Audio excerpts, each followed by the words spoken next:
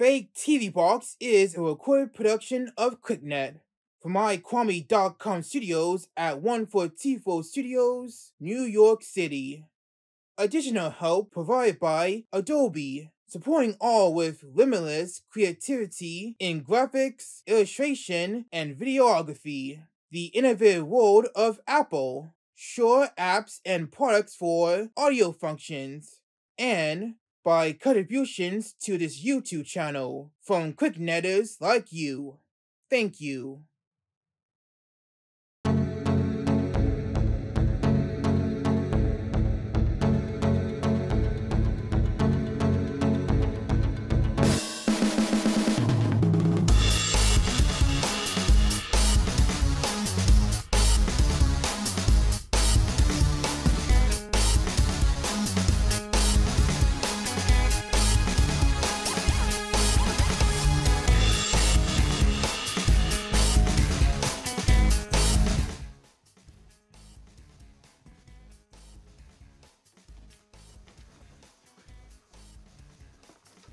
Hey there, KlicKNettars. Welcome to the 150th episode of FakeTV Box with Kwame Alexander.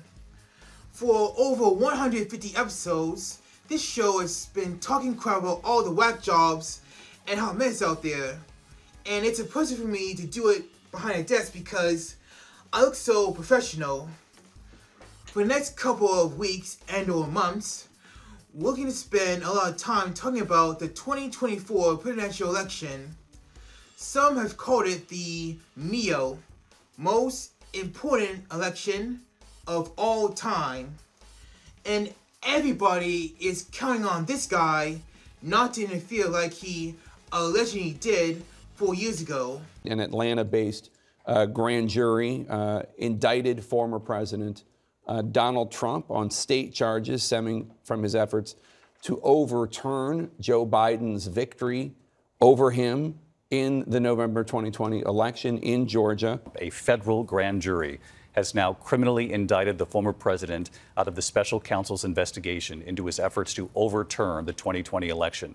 So, in case you've been drinking the Kamala Harris Kool-Aid all summer, which tastes great by the way, we all remember that Trump had the worst summer than anyone in 2023 last year. He was indicted for stuffing classified documents under his mattress at Mar-a-Lago, but now the case has been dismissed by a Republican judge in Florida, making Jack Smith trying like fudge to appeal it at this very moment. Trump was also indicted in 2 other cases that we here at KlicKNet have taken a better interest in since last summer. He is faced with allegations for having a role in the January 6th Capitol attack after the 2020 election, and for leading a criminal racketeering enterprise in which he and 18 other defendants knowingly and willfully joined a conspiracy to unlawfully change the outcome of the very same election in the great state of Georgia.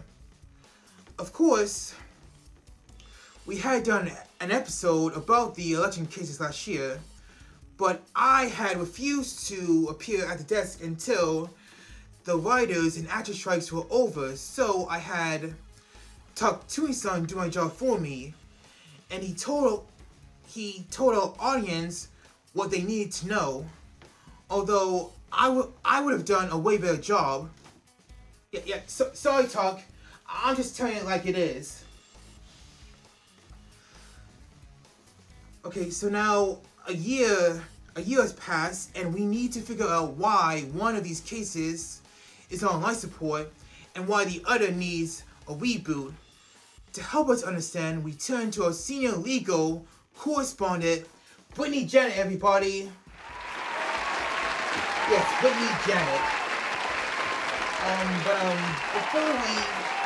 Before we begin, I want everyone to know that Britney here has been going through a lot of puberty, so her voice is different from the last time she spoke on the show. Thanks, Kwame. Let's start with a case in Georgia. Back in June, a court of appeals in Georgia elected to hold the election racketeering case against Donald Trump and its fellow co-defendants. CNN called it a massive victory for the former president, seeking to push further legal issues until 2025 if he can't beat them altogether. The decision was made after the country went crazy when Trump was found guilty on May 30th for 34 charges in the New York hush money trial. This case never had any problems. It's just shocking that nothing could have caused it to be delayed until after the 2024 election. But Britney, how come the other cases, which by the way are even more damaging to Trump than New York, why couldn't they even get an official trial date pinned down? Well, Kwame, Trump and his co-defendants in Georgia tried to get Fulton County DA Fani Willis disqualified from the case through a romantic relationship she had with Nathan Wade, whom she hired to help handle the case as special prosecutor. This led to a short but effective trial where Trump's attorneys sought to prove their case against Willis and Wade to Fulton County Superior Judge Scott McAfee. The trial helped Trump put the spotlight on Fani Willis for all the wrong reasons and far away from the charges against him in Georgia. Wow. You know, Britney, I've been going for this in my mind, and every time I think about the Georgia case, I keep thinking about The Dark Knight in 2008. You see, one of the plot lines in the movie is Harvey Dent's prosecution against all of the members in the mob in this one giant RICO conspiracy case. RICO. If they pooled their money, we can charge them all as one criminal conspiracy. Charge them with what? In a RICO case, if you can charge one of the conspirators with a felony, you can charge all of them with it. That's great. The case put over 500 criminals in jail, but it could easily be reversed if the mobsters found any dirt on Dent that would help them appeal and undo the prosecution and get the jail criminals back on the streets of Gotham City. Yes, and we all know what happens in the third act of the movie. Harvey Dent loses Rachel, half his face, and his sanity, but his reputation and credibility remain intact. That is until The Dark Knight Rises. Now some might be saying, but wait a second, Britney, what does all this have to do with Fani Willis? Well, it's simple. Because with Trump and his co-defendants finding some dirt on Fani Willis, Fani has lost her man. And it's bad because even though he's not dead like Rachel, God rest her soul, Nathan Wade was Fani's number 2 on a Georgia team prosecuting Trump, and keep in mind that there's a good possibility of her being gone too. Well, if I could jump in real quick, some believe that there's a strong indication that a trial in the state-level Georgia election case will not occur before the 2024 election. I mean, that's already done. Because the court said that the case will be on hold until a panel of judges rules on whether Fani Willis should be disqualified, all which is expected by 2025. Although the court could issue a ruling sooner. So Britney, do you think it's crazy that there has to be a ruling on a Georgia trial before the actual Georgia trial? I mean, it's like how DC Studios conducts business. One minute they announce movies years in advance, and time again they're back to square one. Right, Kwame. And just when it seemed like the Supreme Court has screwed this country over big time by helping Trump big time, Mr. Smith has been able to steer the ship. Breaking news. Special counsel Jack Smith has just filed a superseding indictment in the federal January 6th case. Special counsel Jack Smith has just filed a superseding indictment in the federal election interference case against the former president, Donald Trump. The federal grand jury has returned a superseding indictment in the Trump Washington, D.C. case about election interference to reflect the Supreme Court ruling. Major news in the special counsel's investigation into former President Trump. Special counsel Jack Smith has filed a superseding indictment against former President Trump in the federal election subversion case. Donald Trump has been trying all year to have the federal election obstruction case dismissed. But Tanya S. Chutkan, the presiding judge, and the United States Appeals Court for the D.C. Circuit both rejected poor little Orange Fenos' attempts. And they're not even close to how many times Melania rejects him.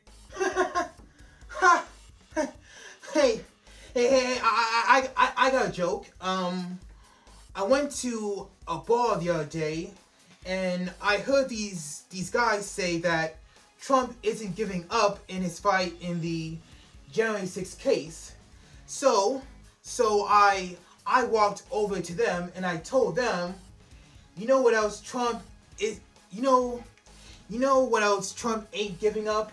Lying to the American people every day. Ooh, good one. But what wasn't funny, Kwame, was when, in July, the Supreme Court announced what is, in this journalist's opinion, a very stupid decision. The Supreme Court determined that presidential immunity from criminal prosecution presumably extends to all of a president's official acts, with absolute immunity for official acts within an exclusive presidential authority that Congress cannot regulate, such as the pardon, command of military, execution of laws, or control of the executive branch.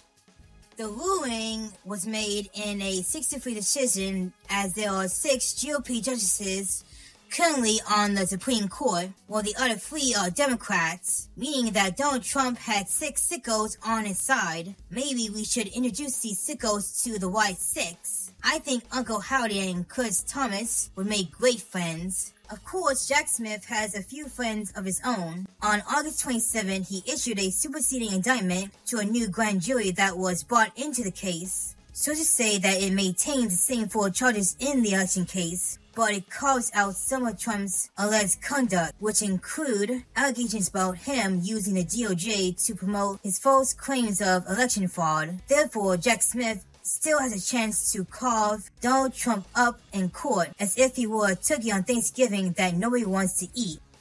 Kwame? Britney, Janett, everybody. So, the bottom line in all this is that the legal drama that Trump finds himself is not over yet. You can bet that he was angry about the superseding indictment. So angry, in fact, that he probably canceled all of his plans for Labor Day. Darn it, Jack Smith! There goes my most popular Labor Day barbecue of all times at Mar-a-Lago. Darn it! Well, one thing to point out is that even though the federal election case was already delayed until the 2024 election, the Supreme Court ruling changes a lot of things for many different reasons. If Trump were to win the election and is not found guilty in the case, God have mercy on us all. Then he can and will get away with pretty much everything as our Commander-in-Chief. Democratic Justice Sonia Sotomayor stated that the court's ruling makes a mockery of the principle, foundational to our Constitution and system of government, that no man is above the law. Her statement also goes on to say, when he uses his official powers in any way under the majority's reasoning, he now will be insulated from criminal prosecution, orders the Navy's SEAL Team 6 to assassinate a political rival, immune, organizes a military coup to hold on to power, immune, takes a bribe in exchange for a pardon, immune.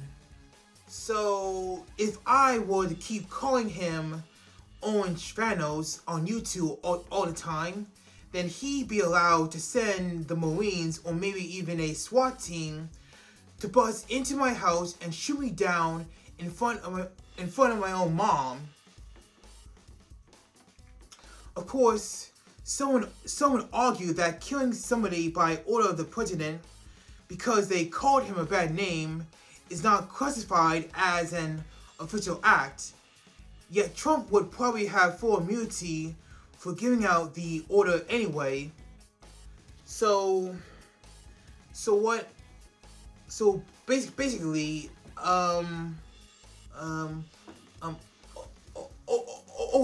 Over there.